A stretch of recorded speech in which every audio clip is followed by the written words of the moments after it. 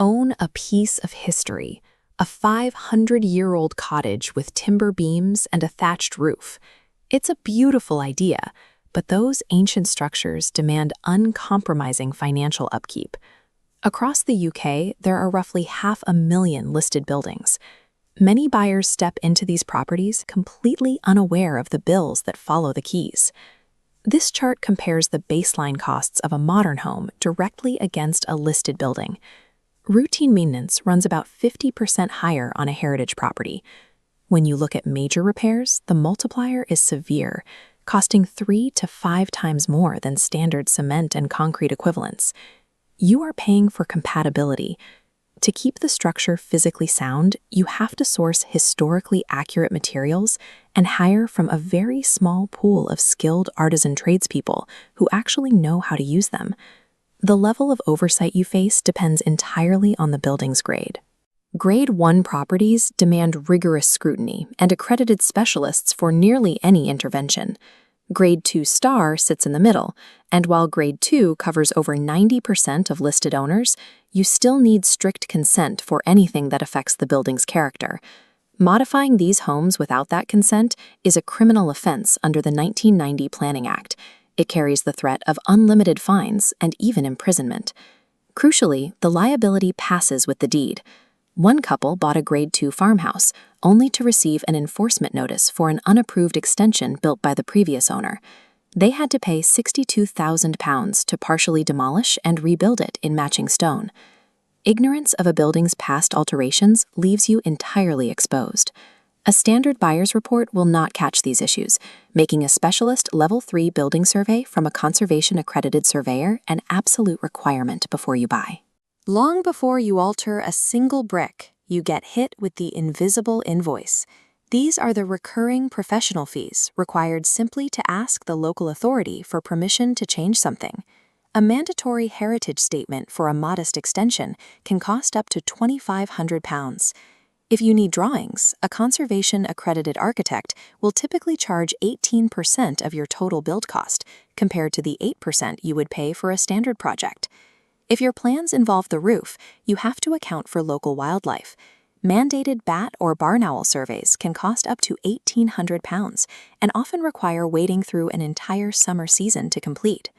You can mitigate this upfront risk by commissioning a fixed-fee feasibility study for around £1,000. It tells you within a month if your idea is viable, saving you from sinking thousands into full drawings that the conservation officer will instantly reject. You cannot apply modern construction shortcuts to ancient physics. Slapping standard cement render on a 17th century solid stone wall traps moisture inside, slowly destroying the structure from within. Looking at this material breakdown, you see exactly where the budget goes. Applying the correct breathable lime mortar costs roughly £80 to £140 per square meter.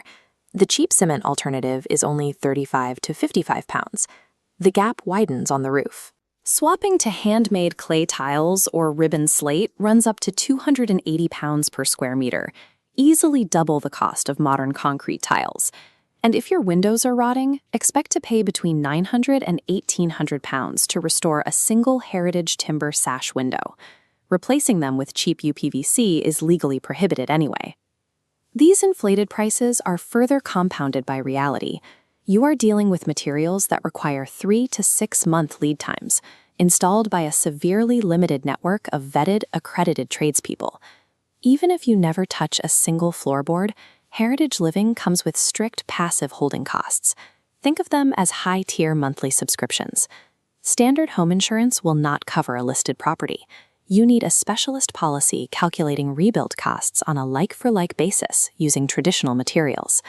Because the rebuild figure can be double the home's market value, your premiums will run 25 to 60% higher than normal. Then you have to heat it. Single glazing, solid walls, and heavy legal restrictions on insulation leave these buildings with F or G efficiency ratings. You will burn through massive amounts of energy just to keep the damp away. When you try to square modern comforts like underfloor heating with historic building physics and unyielding council tax bans based on 1991 valuations, you create a permanent, unavoidable drain on your finances. Surviving heritage ownership requires shifting from a reactive mindset to a proactive one. Cleaning gutters and repointing small sections in a 5-year cyclical plan costs a fraction of an emergency repair after 2 winters of water damage. Eventually, massive reactive repairs are inevitable. Every 15 to 40 years, you will face major shocks, like a 120,000-pound roof recover or 40,000 pounds in structural oak timber repairs. To survive these shocks without liquidating your retirement, you have to follow a strict mathematical rule. Looking at this projection, you can see how steady preparation absorbs disaster. You need to save between 1.5 and 2.5% of your property's rebuild value in a dedicated maintenance account every single year. By staging your interventions slowly over several years, you protect cash flow and give yourself time to learn how the building naturally breathes and settles. Stop fighting the building's physics. Instead of ripping out historic fabric or spraying foam onto ancient rafters, work with what is there. Install discrete secondary glazing and use breathable wood fiber insulation in the roof voids. Document everything in a detailed property logbook to protect your resale value. And establish an early, collaborative relationship with your local conservation officer. An informal chat up front will save you thousands in rejected designs.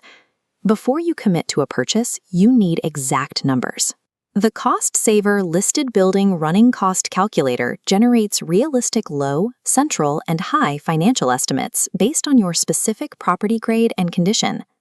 Owning a listed building places you in a lineage of custodians spanning centuries.